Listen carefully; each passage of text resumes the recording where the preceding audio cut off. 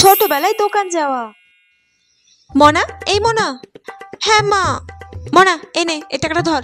এই টাকাটা দিয়ে 2 কেজি আলু, 500 পেঁয়াজ আর একটা লবণের প্যাকেট নিয়ে আসবি, ঠিক আছে? 2 কেজি আলু, 500 পেঁয়াজ আর একটা লবণের প্যাকেট। ঠিক আছে। মনে করে নিয়ে আসতে পারবি তো? হ্যাঁ, সব মনে করে আনতে পারবো।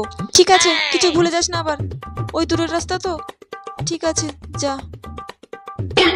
2 কেজি আলু, 500 পেঁয়াজ, একটা লবণের প্যাকেট।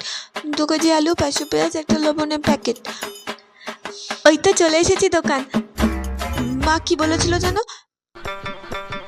2 কেজি 2 কেজি আলু, তারপর কি ছিল? এই যা, আমি ভুলে গেলাম তো। মা, কি হলো? জিনিসগুলো এনেছিস? 2 কেজি আলু, তারপরে কি ছিল? কি? তুই অর্ধেক রাস্তা গিয়ে সব ভুলে গেছিস? হে ভগবান, তোকে পাঠানোই আমার ভুল হয়েছে। দে টাকাটা দে, আমি তোর বাবাকে পাঠাবো দোকানে।